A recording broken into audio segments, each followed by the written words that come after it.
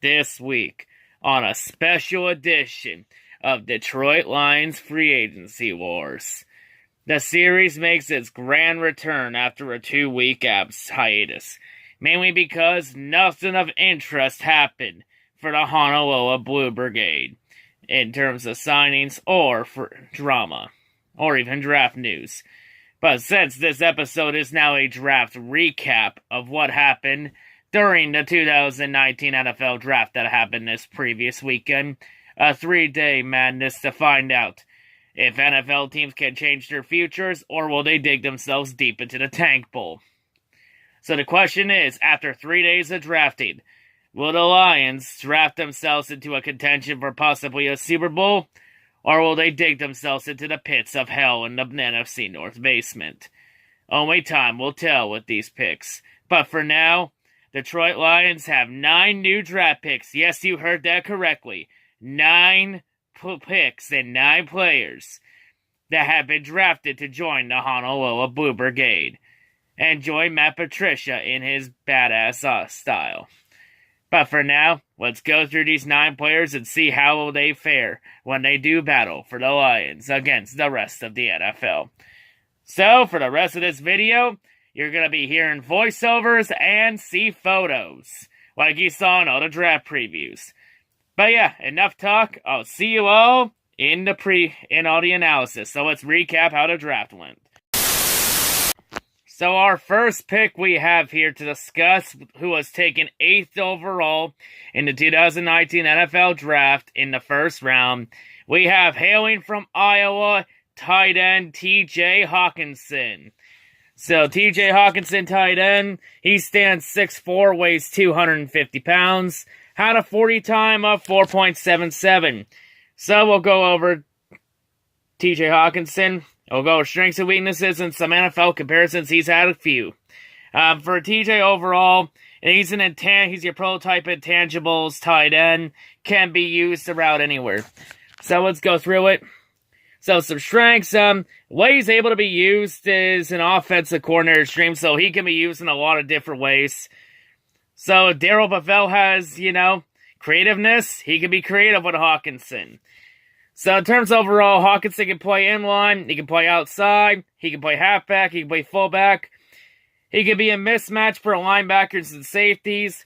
He's a banger, he does big time blocks, and has train-like collisions coming at you. Exceptional blocker, does a nice job of seeking out his target in second level. Holds his blocks on seal, puts emphasis on making sure he gets proper positioning and takes pride in it. Possesses great size, above average athleticism, and certified toughness.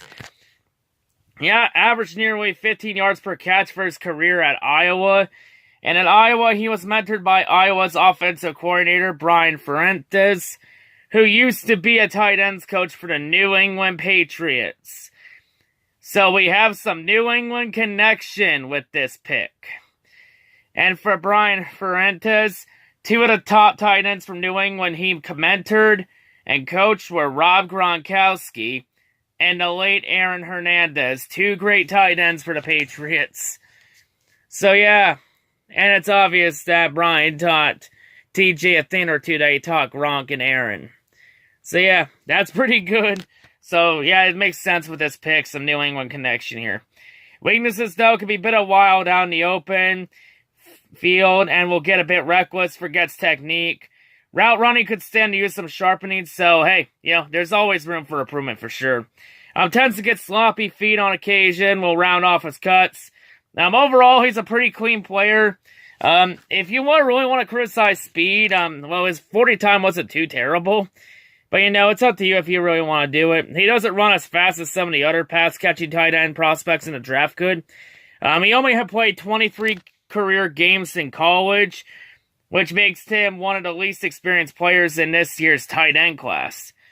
So yeah, so with the Lions in the NFL, experience is gonna be massively key for TJ Hockenson if he wants to become a top tight end. In terms of comparisons, he's had at least 4, maybe 5. He's been compared to Keith Miller, he's been compared to Jason Wynn and the Dallas Cowboys. He's been compared to Zach Ertz of the Philadelphia Eagles. I've even seen a couple Lions fans compare him to Rob Gronkowski. I'm not 100% convinced TJ Hawkinson will be the next Gronkowski. Like, Gronk was a once-in-a-generation tight end. We're not going to see another tight end like Gronk for like another 10, 20 years. But you know what? Why be a Rob Gronkowski when you could be the first TJ Hawkinson? Hint, hint. So yeah, at first I wasn't really on board with the pick, but after a couple days, it's now starting to grow on me. It may need some more time to grow. You know, it made sense at the time since almost most of the good defensive players were gone at that point, so it made sense. Plus, we did need to address tight end. And plus, by getting Hawkinson, we now got Stafford, another top weapon. But it's going to be interesting with the two tight end offense, what Darrell Bevell does. Since we also got Jesse James, too. I imagine those two will be the starting tight ends. But, yeah, that's going to be interesting. I really think TJ Hawkinson could be the real deal. He is better than Ebron, without a doubt. Ebron couldn't do half the shit TJ Hawkinson could do. So, I think this is a start. This, actually, in the end, it was a safe pick. A smart pick. So, yeah, I'll take it. Let's just kind of carry on. So the next player we go over, we drafted in the second round, the 11th pick. 43rd overall, we got linebacker Jahlani Tavai out of Hawaii. So this pick was the big stunner pick in the draft by far. So this pick, Jahlani, he stands 6'3", 245, has a 40 time of 4.75. And he has been listed as a sleeper pick. And he is the first drafted player out of Hawaii. Actually, he's the first drafted Hawaii defender since 2012. So it's been a while since we saw a defender out of Hawaii get drafted. Because most drafted Hawaii players usually get undrafted and get signed, you know, in like practice squads and whatnot. But anyway, we'll go over Jahlani. So overall, strengths and weaknesses, possesses legitimate... Yeah, let me rephrase that. Possesses legitimate NFL frame. Quick to read run, shows good keys and diagnostic skills to step up and take on hard charging blocks and holes. Extends his arms to keep blockers away from frame. Shows good length and strength to stay clean on his way to the ball. Good flexibility to dip under the reach of would-be blocks. Surprisingly fluid and scrappy in the corner. Athletic bloodlines, has two older brothers that also played DI football, including C-RadTV, formerly from USC, and he used to play for the Tennessee Titans, so he has some football bloodline in him. Weaknesses, Tavai, he just shows fair speed overall. Lacks ideal suddenness to close, more of a drag-down wrestler than a true striker. Lacks the intimidation factor as a hitter that his size might suggest. Comes with some red flags that's going to be investigated. This situation, he was at a nightclub with his teammate Kawhi Chung from Hawaii. He was arrested and charged following an incident at a Honolulu nightclub. So yeah, that's a big red flag. So in the end, he could end up being a fucking idiot. You know, this one's going to be a wait-and-see pick. Because originally he was supposed to be a 7th rounder. And then at one point, a couple weeks ago, he got moved up to a 5th rounder. And the last couple weeks after that, they were listing him as maybe a 3rd rounder, even possibly a 2nd rounder. And New England was taking a look at taking him in the 2nd round, but Detroit and Bob Quinn beat cousin Bill Belichick to the punch. So yeah, this is a high-risk pick. You know, I think this one is a wait-and-see pick. It has some question marks on it. Overall, this pick, we'll revisit this in a year or two. But you know, we did need a linebacker, but maybe did we reach too far for him, you know? We're going to have to wait and see how this one pans out, of course. You know, high risk.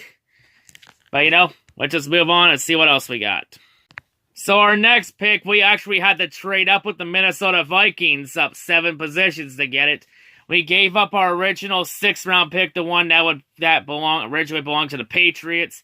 We gave that to the Vikings so we can move up to pick 18 in the 3rd round, 81st overall, to draft safety Will Harris out of Boston College.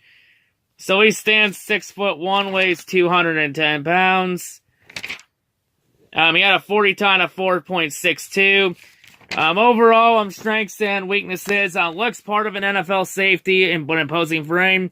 Plays his size, routinely delivering physical hits and showing zero hesitation when fighting through the mass of humanity near line of scrimmage. Strong enough to take on and shed blocks at the point of attack like a linebacker.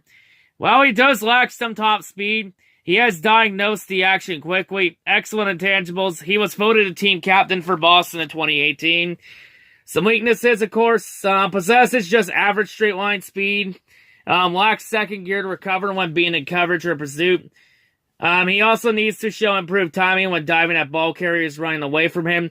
Too often he fails to trip them up before they leave him in the dust, so tackling might be an issue. Hey, like I mentioned before, always room for improvement at the big level. Sometimes appears satisfied with allowing the reception and making the hit rather than going for the ball. So that's a bit of a question mark. So he'd rather the guy catches the ball and then deliver the big ass hit. Like, he's a physical hitter and we need one of those badly. But yeah, I think he needs to get over there and help generate more turnovers. Because that's one thing our defense needs to be better at this year, is generating turnovers without a shadow of a doubt. He's a really good safety out of Boston College. We know Boston College usually produces some really good safeties, so there is some potential with him. Maybe have him start up in the safety spot ahead of Tracy Walker, wait and see, have it battle with it along with Andrew Adams.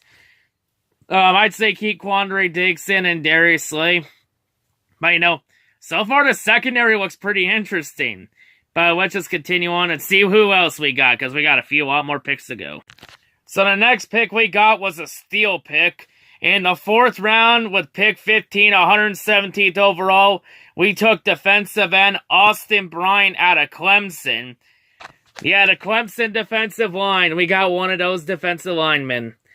So, overall, Bryant stands 6'4", weighs 265, 40 time of 4.78. Strengths, looks part of an NFL edge rusher.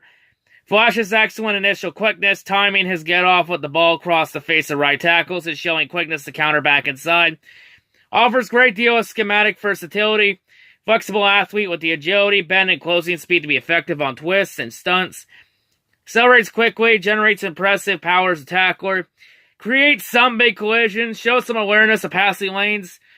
Getting his hands up and shows good timing on his leaps to hamper the view of quarterbacks. Possesses obvious athletic ability and appears to be just scratching the surface of his potential.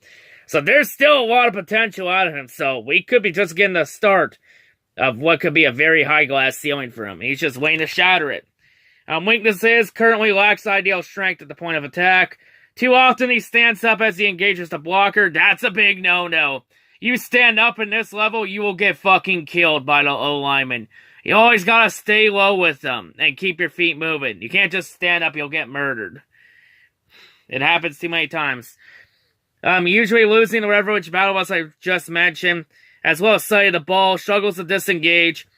Lack of play time is evident in how long it takes him to possess the action, because Clemson had a really good defensive line, always rotating.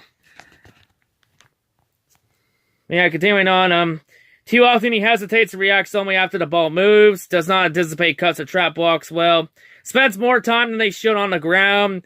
He doesn't show wide variety of pass rush moves and hand technique.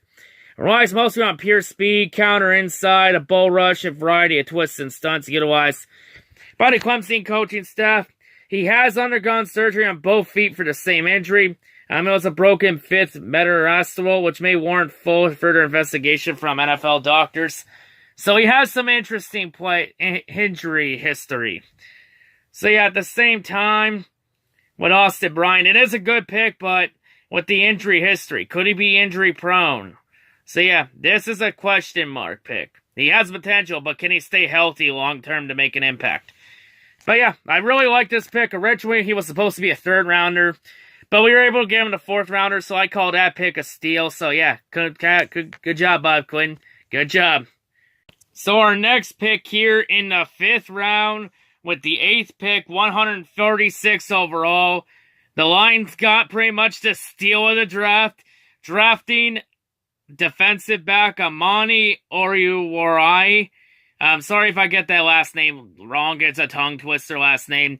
He hails from Penn State. So overall, 6 foot. He stands 6 foot, weighs 203 pounds. Has a 40 time of 4.53. So yeah, really solid. So overall, strengths and weaknesses. Prototypical frame and his easy athleticism, obvious when you watch the tape. Possesses light feet and fluid hip turn of a much smaller athlete. Demonstrates exciting, natural change of direction and acceleration for coverage duties. Poise with the ball in the air, shows impressive concentration to make difficult interceptions. When opponents draped over him, doesn't give up on the play. The receiver grasps the ball first, shows strength, hand-eye coordination, and resiliency to rip at it to continue contesting the grab. Size and agility are best suited to a man scheme. And that's what Detroit's defense likes to do a lot, is man scheme. In terms of zone, we completely suck ass at zone. Shows the route recognition and awareness to also handle zone responsibilities. Trusts his eyes will vacate initial responsibility if he senses the quarterback looking elsewhere. Shows the courage to undercut routes and close in a flash. While not the most intimidating hitter, Amani is a generally reliable wrap-up tackler, so tackling not an issue from him. Weaknesses, though, he improved in this area as a senior. He's not as physical as his size would indicate. He likes to wrestle down ball carriers and at times being dragged for a few yards rather than exploding through them. He isn't a coward, though, showing a willingness to take out the knees of pulling guards when necessary and occasionally jumping into a pile. But he's not an intimidating striker, though. He played a lot at Penn State, but did not earn a starting role until his senior season, though. But raises concerns from some as to how committed he is to his craft. In terms, he has had an NFL comparison. He's been compared to Prince Amukamara of the Chicago Bears, and Prince is a very solid defensive back, and he's a very big piece of that Bears defense. So really, has a lot of potential, really solid. I really like this pick. Now, originally, Amani was supposed to be a late first-rounder, early second-rounder. The fact that we were able to get him in the 5th round, that is a steal. A big-time steal. Like, originally, when they announced this pick at the Henry Ford Museum up in Dearborn, Michigan, when I saw that they selected him, I was shocked because I was like, wait, he was still on the board? Because at that point, I thought he was already taken in, like, the 3rd round. Now, I guess that showed you how much I was paying attention to other teams' picks. The only time I really paid attention to other teams was the 1st round. But yeah, so yeah, I really like this pick. I could see him being a week 1 starter on the opposite side of the field with Darius Slay. Could easily be Darius's partner in crime. Like, in terms of defensive backs, I think we're pretty good. You know, we got Darius Slay, got Amani, we got Justin Coleman, we got Rashawn Melvin. And I think this means with Amani here, I think this means that Tease Tarver's days are numbered. I imagine Detroit's going to try and trade Tease to try and get some draft picks for 2020. More than likely, I would see that. See, I think Tease Tarver's days in Detroit are numbered. And he'll probably be off with a different team in the coming days. Like, he hasn't done well in this system, and Tease Tarver has been a complete bust. So, yeah. Amani looking to take over Tease's role. Maybe be a starter, you know. We'll have to wait and see how this goes in training camp. So the next player we have here, we got in the 6th round with the 11th pick. 184th overall, we have wide receiver Travis Fulgham out of Old Dominion. I actually don't really have a scouting report on him because he was originally supposed to go as an undrafted free agent. He wasn't even on the board, so Bob Quinn is pulling names out of nowhere. Yeah, names we haven't heard of, but could make a name for himself on Detroit. That's what he's done. That's what Bob Quinn's done every draft. Like, Jelani Tavai, no one's really known who he was until Detroit took him. But yeah, you know, but Bob Quinn's done a knack for that. You know, not many people knew about Carry-On until we drafted him. You know, same deal with other names like Tracy Walker. You know, there's been a lot of names I could go through. Ken Galladay, you know, you get the idea. And most of them have made names for themselves here in Detroit. So yeah, interesting pick. You know, he was pretty solid with Old Dominion, a solid wide receiver target there. So with him, could be a practice squad player, but over time, he could be a solid weapon for Matt Stafford. Because the offense needs playmakers after we traded Golden Tate last year. So yeah, overall, so now we're getting some playmakers on offense. But yeah, another solid pick, which is continue on. So our next pickup in the 6th round, the 13th pick, 186 overall. So yeah, this pickup, I actually forgot to mention when we got Austin Bryant in the 4th round, we actually traded down to get Bryant with the Atlanta Falcons. In that trade down, we also got Atlanta's 6th round pick also. So effectively, the 6th round pick we traded to the Vikings, we effectively got it back from the Falcons. But yeah, with this pickup, 166 overall, the Lions then take running back Ty Johnson out of Maryland. So yeah, another solid pickup. Overall, 5'10", weighs 213, had a 40 time of 4.48. Strengths, he shows excellent vision and can hit the hole between the tackle, but also has the acceleration to cut it to the outside, making him a tough runner to defend. Smaller change of pace back with some upper body strength. Allows him to break arm tackles and gain additional yards after contact. Can hit the hole between tackles, but also has speed to cut it to the outside. Possesses great acceleration and patience. Quick burst to top end speed. Return special averaged more than 26 yards per kick return in his career, including a 100-yard return in 2017. So more likely he's a special team like kick return or punt returner. And he can take it to the house if the hole comes to him. But yeah, overall weaknesses though, there were questions surrounding his maturity when he was an underclassman. His former head coach at Maryland, DJ Durkin, said that his mental approach changed entering his junior campaign. He took a more professional attitude in practice, flashed good hands coming out of backfield during the week of East-West Shrine game practices, but he wasn't nearly utilized enough in that aspect during his Terrapins career in Maryland. So yeah, there is some questions, but he's shown great maturity throughout the college years in the last couple seasons. But you know, how high is his potential though? That is the question. So yeah, he's more like a kick returner, but could be a solid number 3 running back. I don't know, I think he could be a better option there than sack center. So yeah, with this, I think it's obvious now that either sack center or Theo Riddick's days in Detroit are numbered. Well, the rumors are that the Lions are looking to trade Theo Riddick. You know, try and get it some picks back in return. Maybe look at picks for 2020, obviously. Yeah, start stacking up on the 2020 picks. But yeah, you know, there's some potential here. We'd like to see how he does, you know. Another running back, because I think we did need another running back in the draft. So yeah, another solid pickup. We'll see how he does come training camp. So our next pickup we have here in the 7th round, the 10th pick in the round, 224th overall.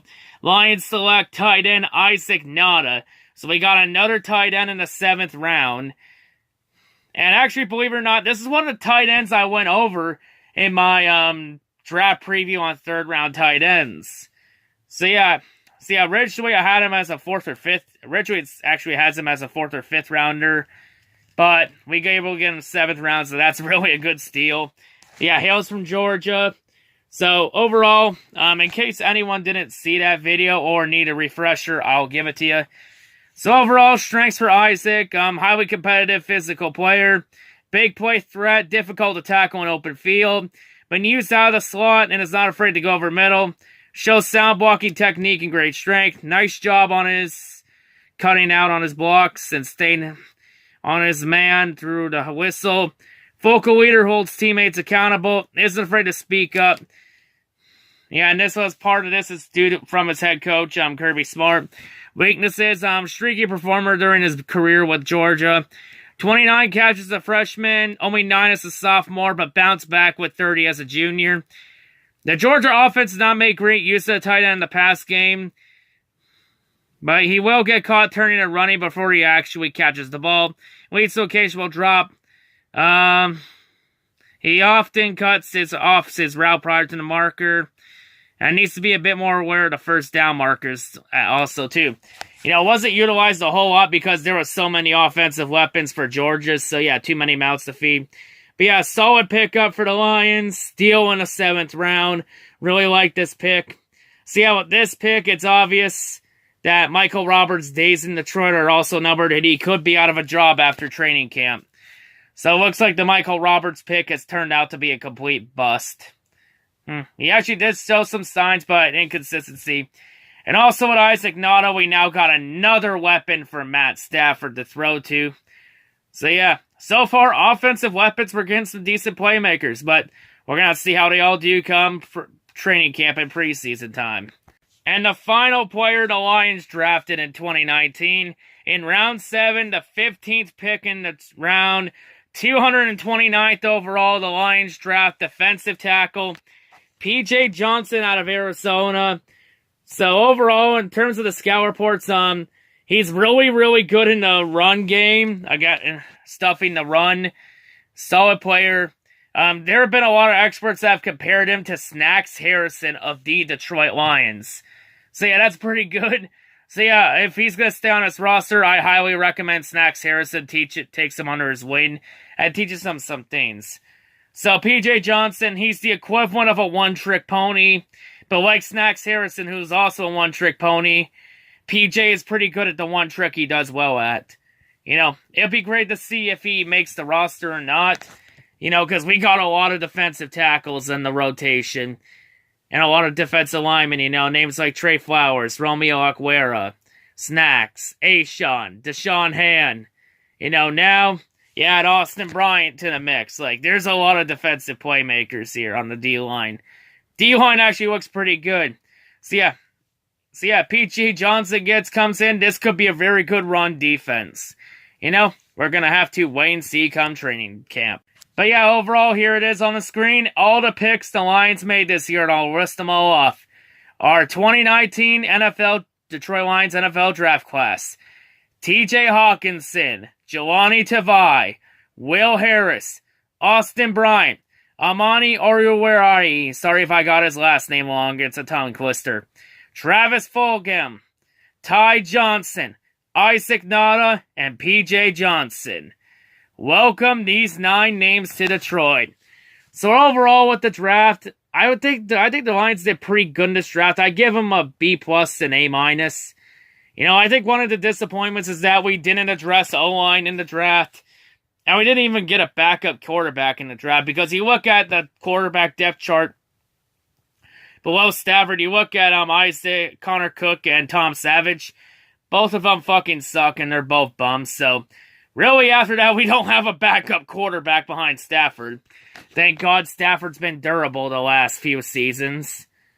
Because if Stafford ever got injured, we'd be fucked. We'd be fucked without a guard, without a shadow of doubt. But you know, we could address those 2 areas with the undrafted free agents.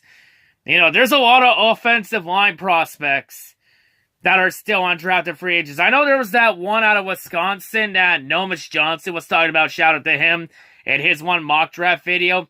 You know, he did go undrafted, so I'd say Detroit, if you can get him, make a run at him. You also got some solid defensive prospects too. You know, try and get some more defensive players here. You know, it's going to be interesting to see what they do with the undrafted rookies.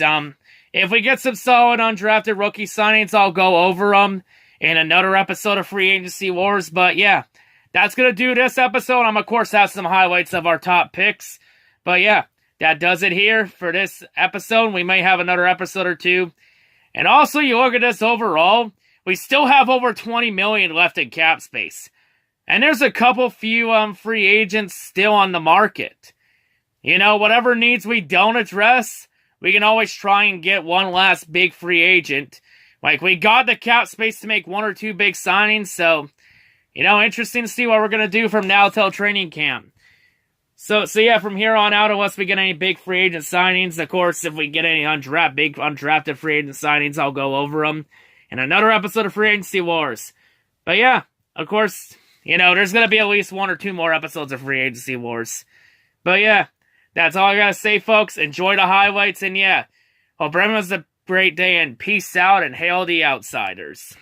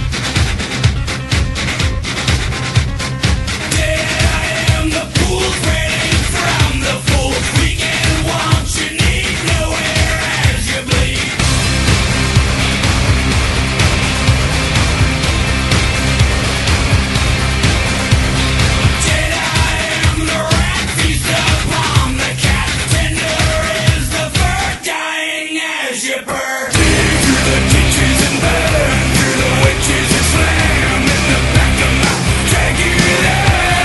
Dig through the ditches and burn through the witches and slam in the back of my Dragula.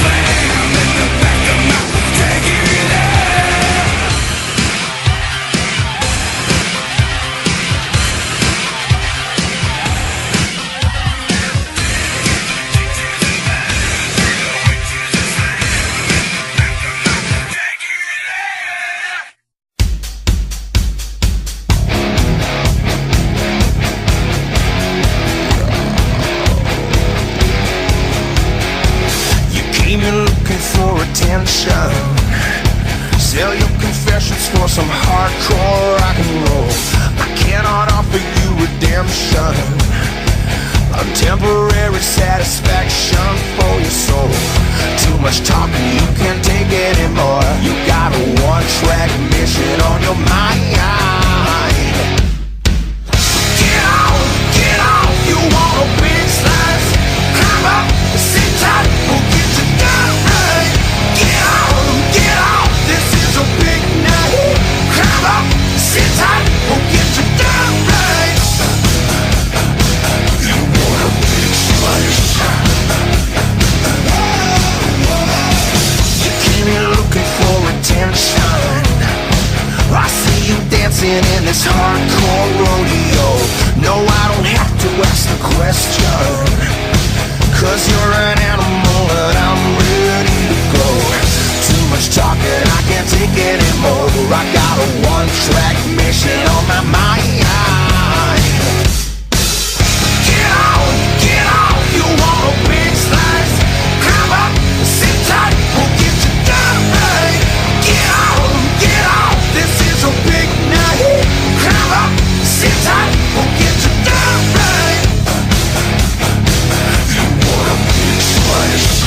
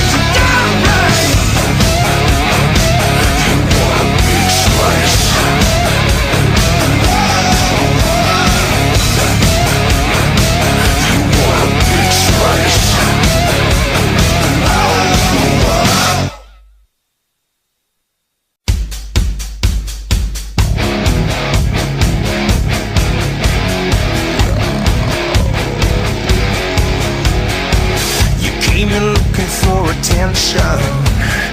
Sell your confessions for some hardcore rock and roll. I cannot offer you redemption, a temporary satisfaction for your soul. Too much talking, you can't take anymore. You got a one-track mission on your mind. Get on, you want a big slice? Climb up, sit tight, we'll get you done right. Get on, this is a big night. Climb up, sit tight, we'll get you done right. You want a big slice? You came here looking for attention. I see you dancing in this hardcore rodeo. No, I don't have to ask the question, 'cause